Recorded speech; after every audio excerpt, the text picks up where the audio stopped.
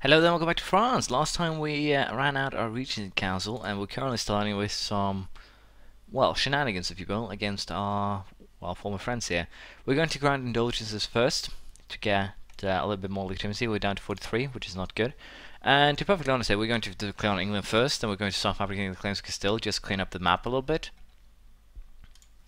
So I should probably join up my army here, to be perfectly honest. And let's just put the general I have in charge of this one. And as I said, we'll deal with Castile, we'll deal with everything, and then we'll figure out how we want to deal with this. My rivals right now are... oh, come on here. They are, as you can see, the Ottomans, which isn't too good, but Scandinavia and Russia are going to be rivals that I can actually get points from.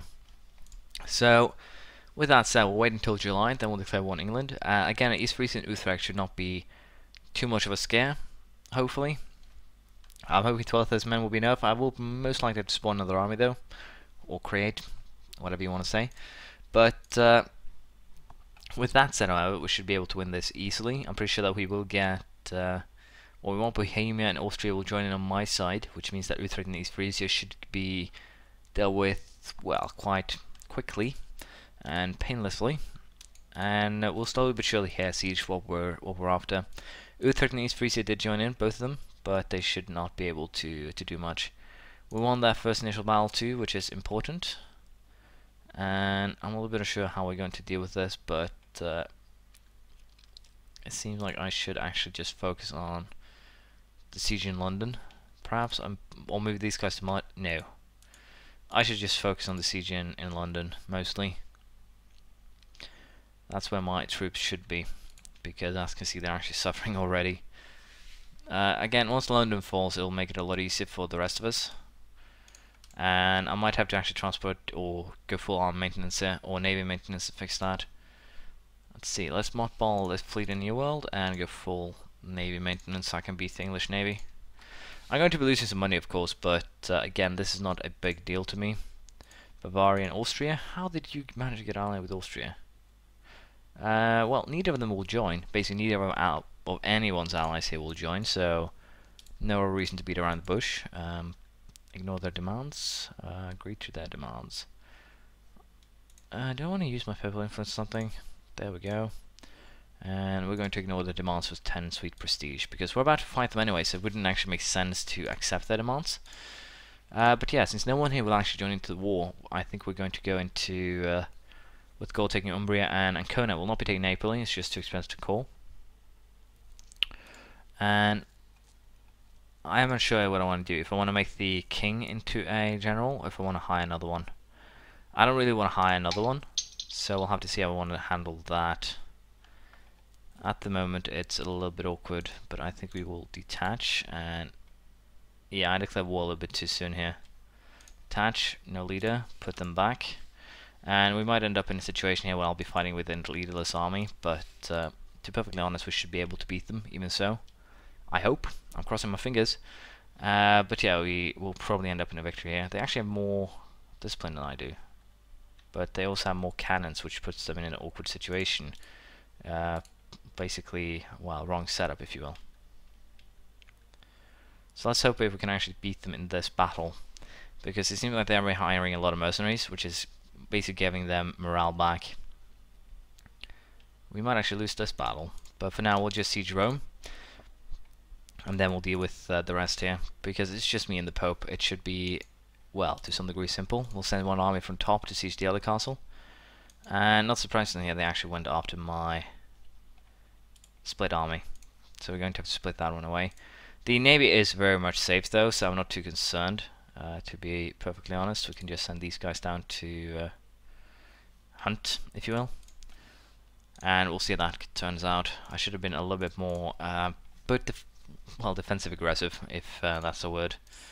I should just have hunted down the army, but the fortress has made that a little bit awkward. But again, I do have quite a bit of money, so I'm not too concerned at the moment. But we'll join up this army with the other one. We'll siege London, we'll siege Lincoln, and then we can start hunting the army for sure in a safe and to some degree controlled manner. Sorry about that. But for now, I'll sit back and relax. If there's any battles, I'll show you. If not, I'm just going to keep on sieging what I have been sieging, and we'll also put up a siege, of course, in Romagna.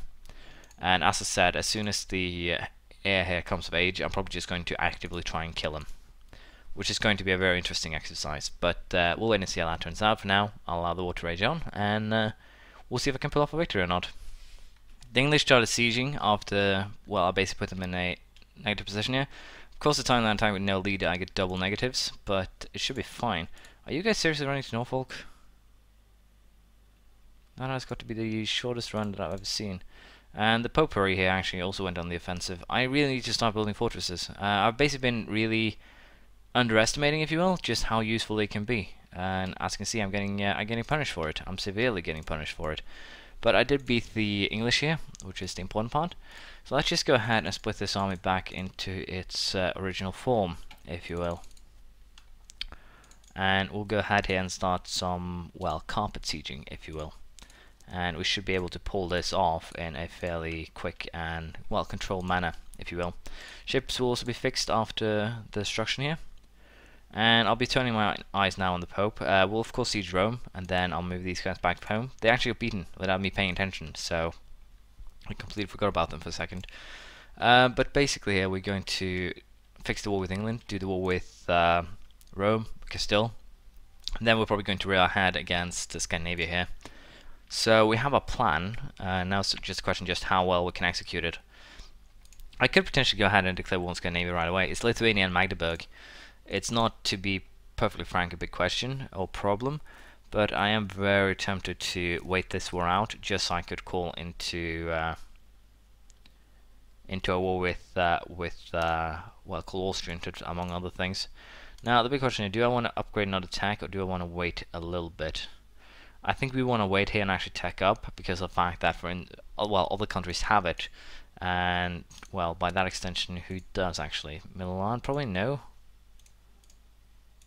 Nope. Nope. Well, we're same tech, so some country has it, but I have not figured out which one yet. Should be not a problem though. I'll just wait for now. It's not too big of a problem to take the this idea here in regiment cost. We can do that, take that later without any problems. So for now, we'll just wait and we'll sort things out. I'll focus on England and the Pope, of course. Once Rome falls, we'll be focusing on battles, but until then, I'll just be focusing on basically taking down Rome itself, and after that we can focus on, well, control. But Rome should fall shortly. I'm getting a little bit of war exhaustion and manpower losses, but again, it's not a big a deal. We have a lot of it, and we gain 2,000 a month. So again, we're in a position where we can allow ourselves to lose troops. That's the well, benefit we have right now. We can allow ourselves to lose troops without any problems whatsoever. But yeah, for now we'll go back to basic sieges here, and we'll see how things turn out. Siege of Rome is over, and on the same turn we actually have the Pope here going for our siege in Romagna. So I have no idea if I'll actually be able to attack them here, but we'll deal with that soon enough. The Austrian ruler died, we have a new one, Matthias. He's 2 for 1, not the greatest. The heir, on the other hand, is, well, very good, so we don't really want to mess with him. But I do want to support my troops here, and to be perfectly fair, we'll get there a little bit late, but we will be able to support them. And since I know I have Roman control, we'll most likely be able to wipe the Popery of the, well, of this war, if you will. Which of course is going to be useful. A little bit surprised to actually hide this many mercenaries. And again, double negative modifier. Not too surprising, of course, but it's not the best thing when it happens. Yeah, they're actually going to Napoli, so we'll go down there and encounter them, hopefully. French Mexico peasants. There's a lot of French peasants at the moment, but we'll sit idly by. It's how we've been doing things for ages, so it works. You're actually going to lose that battle, are you?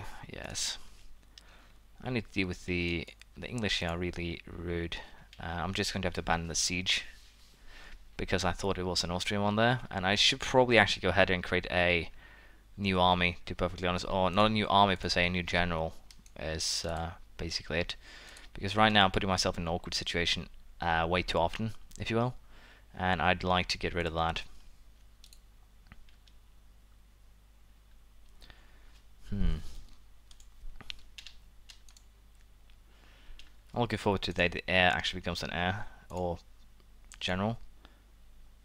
Ugh, I hate this game of hot potato we're playing with the Pope right now. Yorkshire.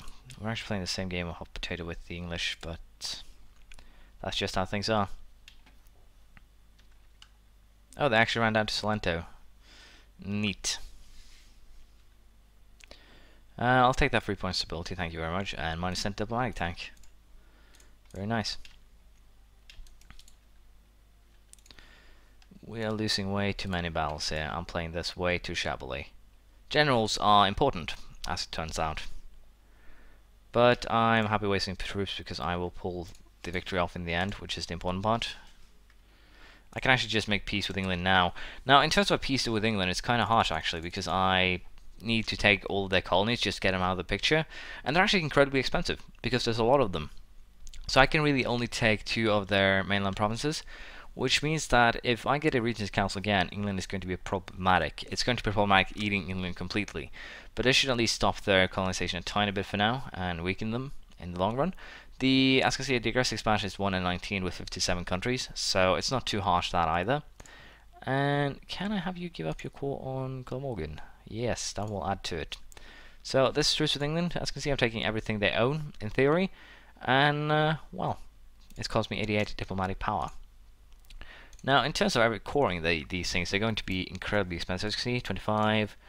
I don't think I have enough points. Yorkshire itself is 178 points, because the development value is just so high. So, as you can see, all the points I saved up are already gone. So, I should probably be a little bit more careful in terms of expansion right now. But I definitely want to get England and Castile out of the picture, as well as Scandinavia, to some degree, because of the fact is that I can easily deal with them. And thus I'm a little bit more aggressive than I should be, perhaps.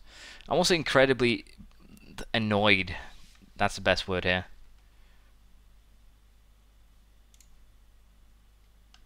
It started 2 years ago. AI. It's just Austria though, so in theory I could break Austria to a severe degree if I get my troops ready and able. But this is a point where I really regret not building enough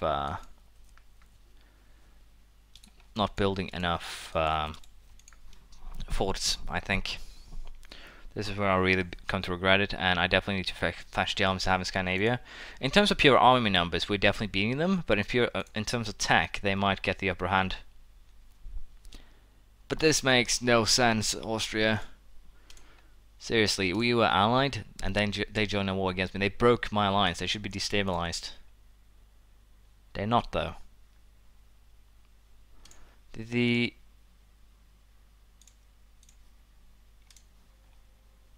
will accept a white peace, though.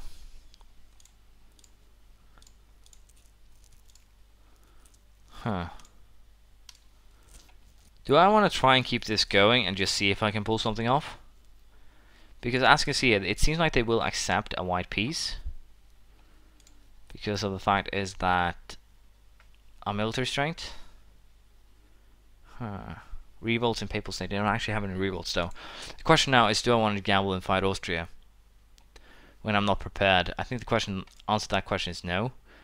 But I think it's also time that I betray Austria. Milan will be my new ally instead. Yes, Milan will be my new ally, and I'll be using them. And basically, I'll be preparing them for war against Lithuania, Scandinavia, Poland, and Bohemia. Scandinavia is currently allied to whom?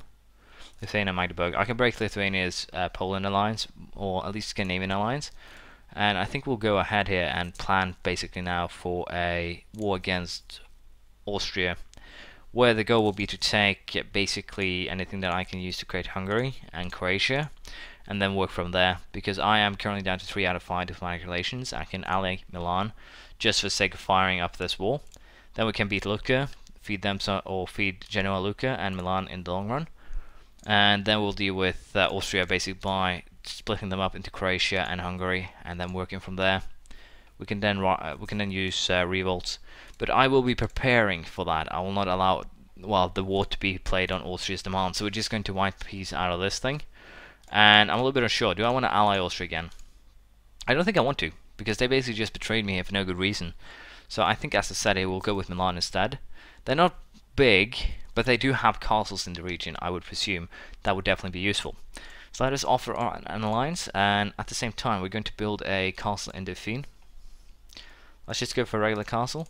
We're also going to build one in Berry, I think.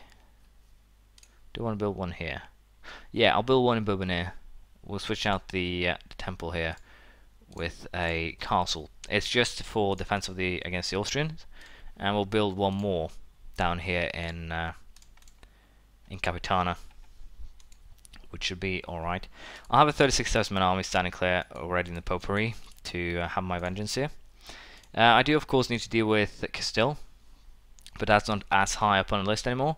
So what we'll be doing is moving troops back to Scandinavia, I think, and once we've done that, we will be preparing ourselves for a war against, well, good old Scandi here. And in terms of fortresses there, we should be fine, I dare say. Yes, we should be fine. This fortress here will not allow anyone to walk through.